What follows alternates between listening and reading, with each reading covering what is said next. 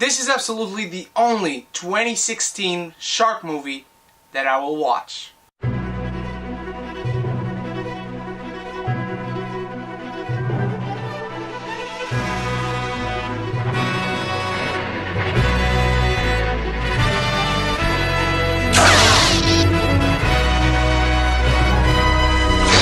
Hello my beautiful geekies and welcome to my review for The Shallows, directed by Jean-Colette Serra and written by Anthony Jowinski. It stars Blake Lively and a shark.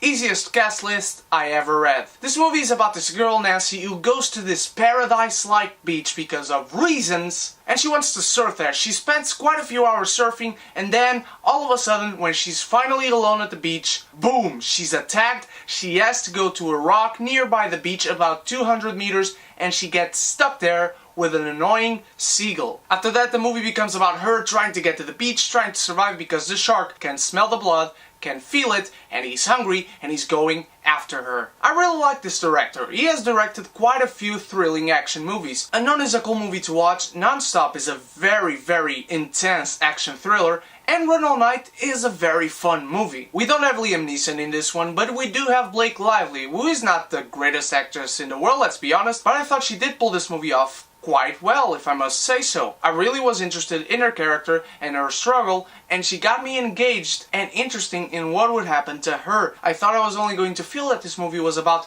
does she make it, does she not, whatever. But this movie is not even 90 minutes long, and I was engaged all the time, except when I ran into some story problems that this movie definitely suffers from. There are parts of this movie that just stop everything entirely, and it feels like it's dragging out to fulfill the 1 hour and 15 minutes of this movie's runtime. Definitely when the thrill rides are there, you feel engaged, you feel interested, it puts you on the edge of your seat, and it is really well done directing wise. However, when it comes to the writing, this movie really suffers from moments that it drags out. Blake Lively is in the rock, she's stuck there, and she has this seagull next to her, who is basically her Wilson, but it is really annoying, and there are some interactions that do seem like they wouldn't happen. When you get to the third act, and don't worry, no spoilers, you definitely question if some moments would really happen or not.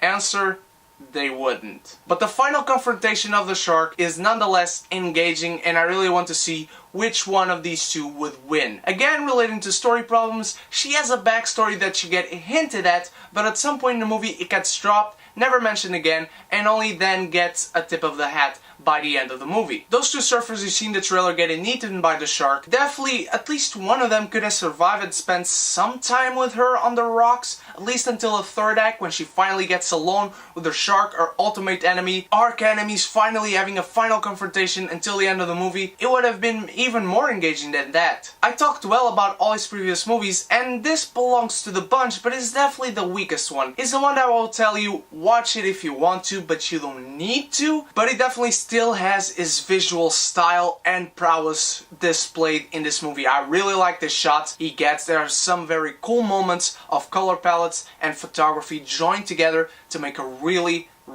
nice shot. But it does get you a while to get into what you want to see. For instance, in the beginning of the movie, she is given a ride to this beach, and it does take a while for you to get to know her a little bit and realize, okay, she's a nice person, she just wants to go to this beach, she's a medical student, there's nothing really much more than that, except what you then get hinted at, but again, it drops midway through the movie. It's an enjoyable movie for sure. It is definitely the weakest of the bunch from this director, in my humble opinion, but if you like this director's visual style and thrilling action sequences, I will recommend this movie to you. But for me, The Shallows does hold up in some places and really goes downhill on others. But I will still give it a C+. What did you think of The Shallows, my beautiful geekies? I know it has been out in the States for quite some time, but it is only premiering this week in Portugal, so I hope all my Portuguese geekies go to see it if they think they will enjoy it following this review, and if they don't, let me know what is your favorite movie from Jean-Colette Serra, and do you like his visual style and the way he sets up action sequences and thrill rides? Let me know all that in the comments below, and don't forget guys, I am letting you decide the next Q&A on this channel. Vote for any movie coming out in September to get a Q&A dedicated to it.